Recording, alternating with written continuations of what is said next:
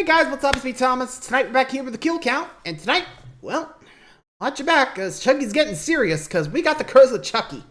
This is the recount, by the way, so we're not doing the original. So yeah, basically, here, Chucky's deciding to go back to roots. Well, literally, you'll see what I mean. And this is actually the start of the Nina storyline. You'll see what I mean in a minute. But let's just say Nina had it rough. So, without any further ado, be sure to like, subscribe for more. Hope you enjoy. Let's go.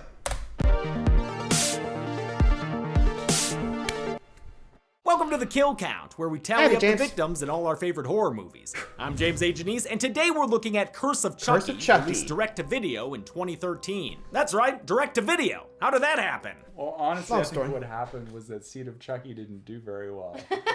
Not surprised. So it's probably really on me. Seed of Chucky's comedic detour was, by most accounts, a disaster. It was trashed by fans and critics alike, and made half as much at the box office as Bride. Still, I think it's insulting that Curse of Chucky didn't get a theatrical release, especially because it's so good. And yeah, maybe Seed wasn't, but neither was Curse of Michael Myers, Freddy's Dead, or Jason Goes to Hell. But those guys kept getting big screen sequels, probably because the studios could try again with new filmmakers. After a disappointment like Seed, most writer-directors would be removed from a franchise. But Chucky producer David Kirshner stayed loyal to Don Mancini and kept him on board. I'm guessing that's why Curse was downgraded to the home video studio Universal 1440. I'm sure they would have preferred replacing Mancini with someone they could easier push around. Mancini was just happy to have another chance, and he definitely made the most of it. Knowing that fans wanted to see scary Chucky again, he returned the killer doll to its horror roots. For a time, he and Kirshner briefly considered remaking the first movie, but MGM still had the rights to the OG Child's Play, and besides, doing something the same again has never been Mancini's style. And I never wanted to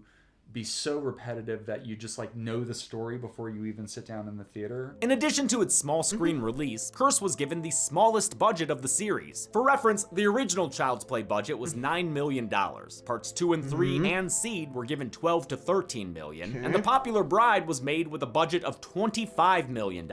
Curse, on the other hand, $5 million. That's a huge downgrade, especially since those animatronics ain't cheap. Mancini's response was to adapt and spend wisely, and make Curse as an old dark house film, a subgenre of gothic haunted house movies inspired by James Whale's 1932 film the old of the dark same house name. And it was concentrating all of our resources in this one location so that we were just in the studio all the time, and that really helped us make the most of that limited budget and schedule. Inside the house are a bunch of mostly selfish characters who scheme and plot against each other for financial and personal gain. It creates a powder keg with a red-headed doll for a fuse. I think the cast is phenomenal, with everyone understanding their characters and the movie's tone perfectly. They also all had very positive things to say about each other. He's working on a lot of different cylinders. There's a lot of stuff firing off. She gives so much in a scene. She's just very professional. She's committed. She's good to go.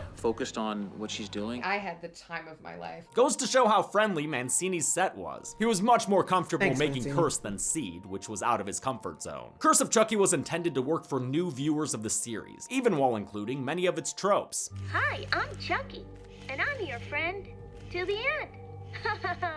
That one's a classic. It's almost like a proto-requel. It's not really a requel, since it definitely doesn't erase the other sequels, but it puts them aside temporarily in order to establish new characters. It's a tonal reboot at the very least, scaling back its zaniness and returning to pure horror. The kills are less stylized than those in Bride and Seed, and are meant to be more realistic for a doll to have accomplished. But don't worry, sick fucks, the blood isn't lacking. This may have the most gore of the franchise so far. Can Chucky muster up some theatrical kills in his first home video appearance? Let's find out. Let's find out and get to the... Yeah, honestly, this is gonna be interesting to say the least.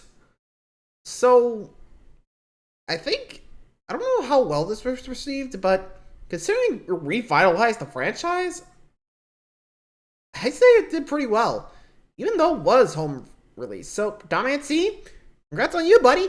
Well, would be a death sentence for many home directors. You did it. And while you haven't gone back to film yet, which, well, who knows? Maybe he'll make another Chucky movie. I wonder how that would go. After the TV series? I don't know.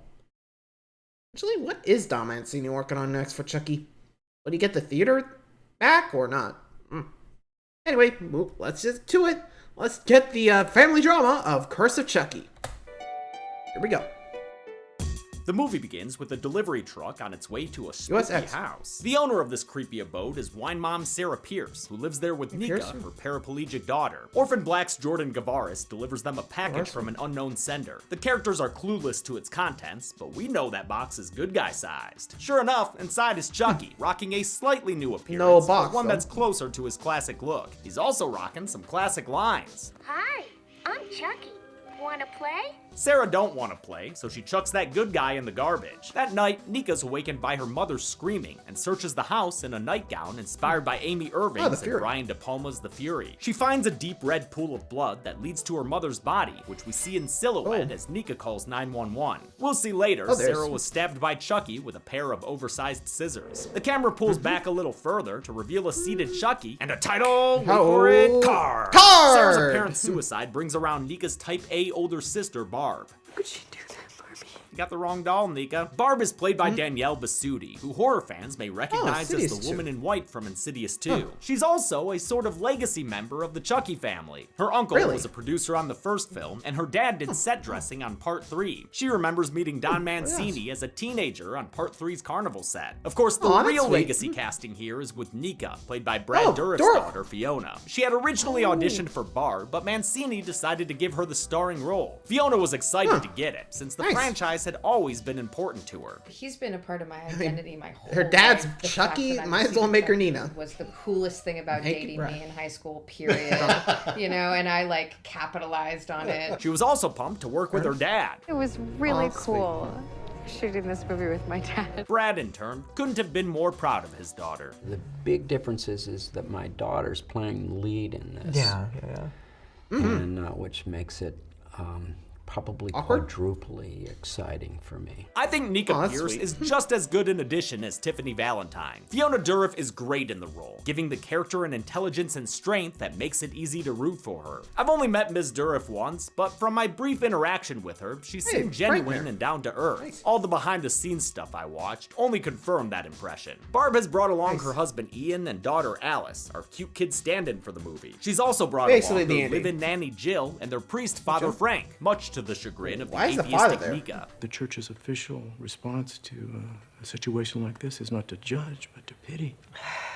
My mother and I have had quite enough pity, thank you. Father Frank is... I mean, fair, but also, no offense, but okay, a little odd. I'm not sure this is like supposed to be like a conversion intense to Nika. Like he said, you know, atheist, but seems kind of odd, but I mean, I hope it's out of goodwill, but sorry. Anyway. Played by A. Martinez. Not sure which one. Barb wants to sell the house and put Nika in an assisted care facility, but Nika rightly surmises that Barb's just trying to get some cash money. To be fair, Nika, she's dealing with a lot. We're gonna have to send Alice to public school. Alice could use some extra schooling, since her response to getting jump scared by Chucky in the bathroom is to cuddle him close like a germy little teddy bear. She brings him downstairs to show off to her family, a difficult task for first-time actress Summer Howell, since the doll weighed nearly 50 pounds. Despite Barb's protests, Nika tells Alice she can keep the toy, which gets Chucky dreaming about requiems. Fed up with being babied by her sister, Nika insists on making dinner for everyone. Alice volunteers as sous chef. Chucky hangs around for moral support. Nika attacks some killer tomatoes for a pot of home-style chili, but this ain't no Pixar film, and a clandestine Chucky decides to turn one of these bowls into some anti-ratatouille. The chili cone carnage is slotted into this Russian roulette wheel of a dinner table. It's one of my favorite shots. The camera spins around, turning the table into a revolver with the 6 dinner plates as chambers. Who's gonna bite the bullet though? The spinning has us all confused. Is it oafish husband Ian? Oh my god. What? Okay. This is amazing. Is it cutesy child Alice? Tastes funny. Is it the random priest that's here, Father? Oh yeah, it's definitely. Yeah, it's definitely the perturbed priest wipes sweat from his brow, but excuses himself before anything fun can happen. Chucky's real peeved about missing the show. But hold on, Chuck, because now we're at a car crash that's apparently killed 2 people, unnamed passengers of another car. The cause of the accident is Father Frank, whose head-on collision has been chalked up to drunk driving. Officer Stanton here don't buy that though. I know him. I'm in his parish. He doesn't drink anymore. You sure about that?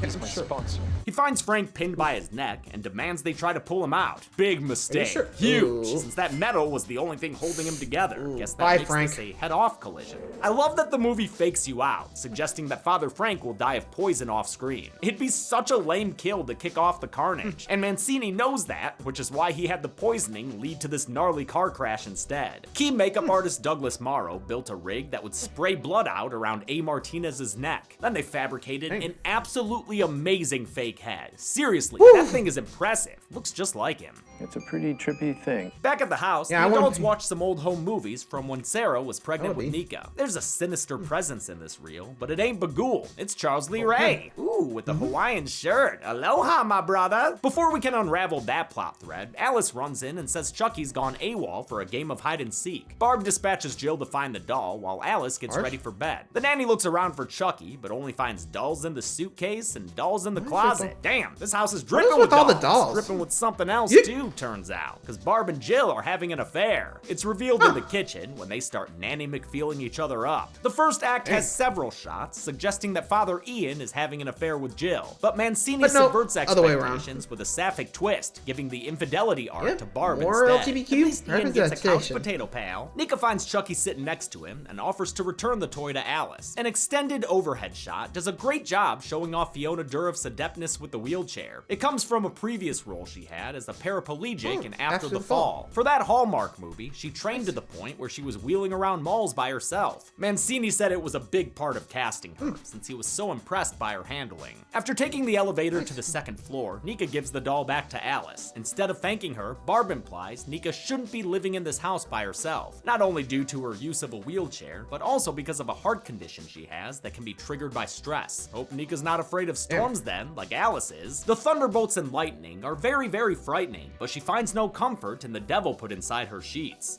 Chucky, I'm scared. You fucking should be. Just like in the original Child's Play, the first time we hear Brad Dourif voicing Chucky is literally halfway through the film. He recorded all his lines a couple of months before production began, and before his daughter was ever cast. Your family was always my favorite. And now, you are the last one standing, so to speak.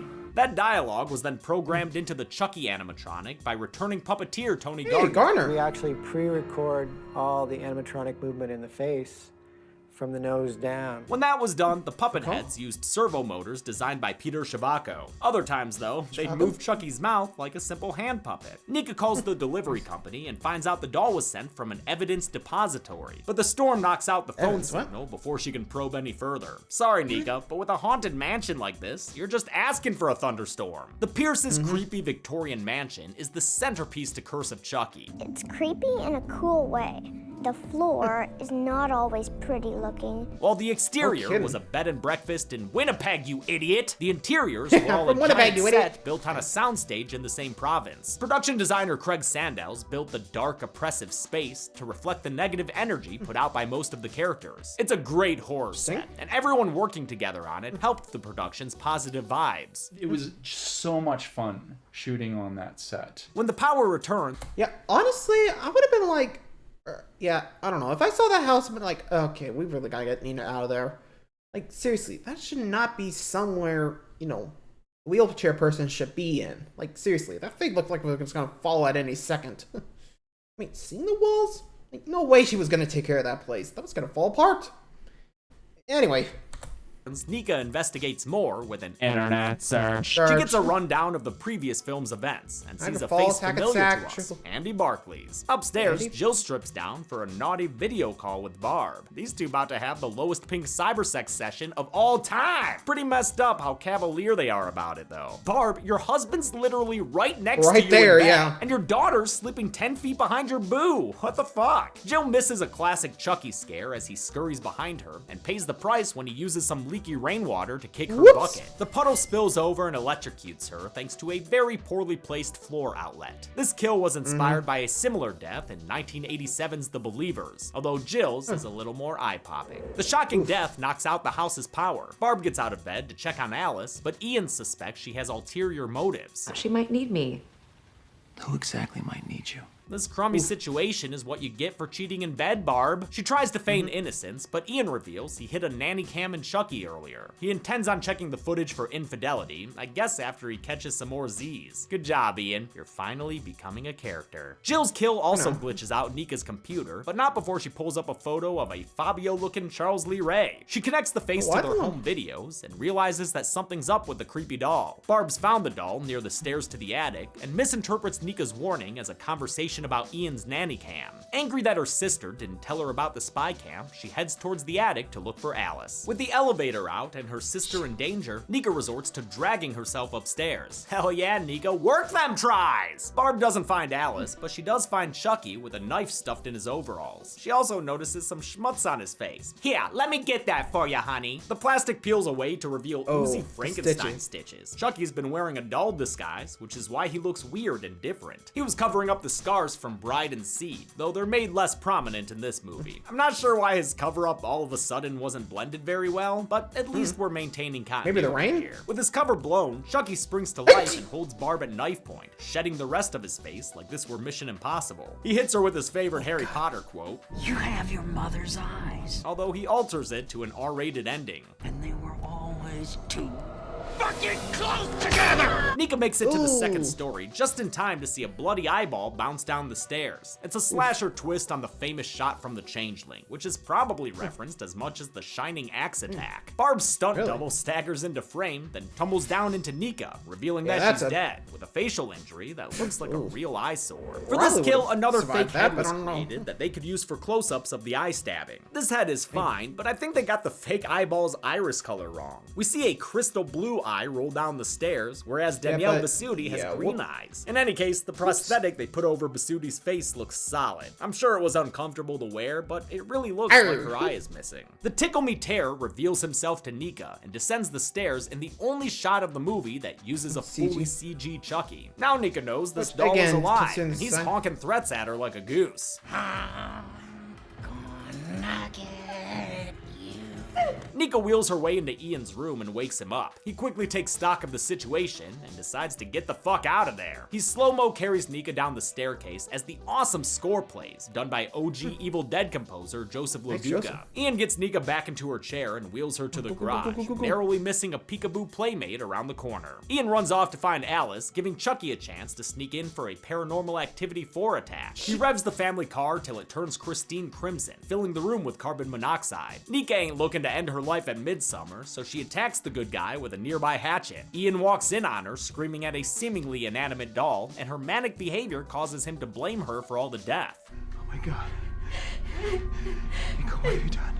The stress of the night finally catches up to Nika, who begins having a heart attack due to her condition. She has some medication for this kind of scenario, but Ian doesn't help her. He instead allows her to pass out as Chucky watches in the background. She wakes up in a sticky situation, getting the Freddy Lounge treatment from Ian while he demands to know where his daughter is. He decides to review the nanny cam footage to look for Alice, and discovers what Chucky gets up to when the parents aren't looking. This is the best game of hide and seek ever. Just keep your fucking mouth shut. A loudly labeled live feed shows Chucky creeping up on the duo, but slow-ass motherfucking Ian takes too long to figure things out. Chucky uses Nika as a battering ram to knock him to the ground. As Nika watches, Chucky strolls up to the fallen Ian. He gives him a jaw-dropping death and prepares him to take over ruling Underland. God, that exposed tongue is seriously nasty stuff. Actor Brennan Elliott had to get his head life cast for this, and as someone who recently went through the process, it's not comfortable, I tell you what. Worth it for another great fake head though, with a disgusting missing jaw. Chucky tries to give the same treatment to Nika, but she takes the hit with her leg like a badass. This of course was done again, with a no feeling down there, so which was easily hidden beneath Fiona's clothes. Chucky can't pull the sword from the bone, but Nika of the Round Table is more than worthy, so she bats that boy away and lops his head off like he were the Green Knight. That might have been enough to put him down in seed, but this Chucky's back to his classic resilient self. While Nika catches her breath, Chucky sits up like Mattel Myers and tops himself back off. He then grabs Nika's wheelchair and runs her off the second floor in an homage to Maggie's death from the original. This dreamlike fall, beautifully captured in slow motion, was a practical stunt performed under stunt coordinator animator Rick Skeen. The stunt performer was Kristen Sawatsky, who doubled for Fiona Dourif and Danielle Bisutti. Sawatsky came from a dance background, giving her the knowledge of how to move her body through space. During this two-story fall, they kept the wheelchair on a tether to make sure it wouldn't land on her. Chucky makes his way down to the injured Nika in an awesome two-story crane shot. Having Chucky lay low for so long did wonders for Mancini's direction. In C, the dolls were front and focal for most of the film. And because they were complicated animatronics, all the shots had to be designed around their limitations. With Chucky back in the shadows, Mancini gets to flex his skills and move the camera around more, emulating his filmmaking heroes like Bava, Argento, and De Palma. In this staircase shot, Chucky's played by Debbie Lee Carrington, who doubled Tiffany in Bride and had a scene as herself in Seed, although it was ultimately cut. She seemed to really enjoy the experience. Once you put the head on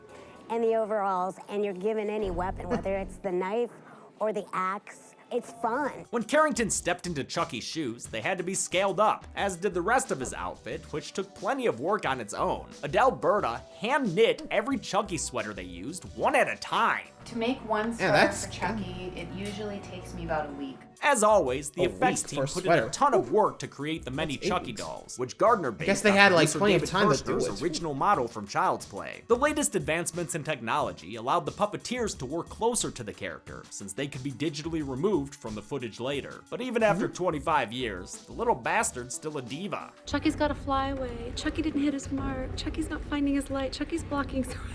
He's Chucky.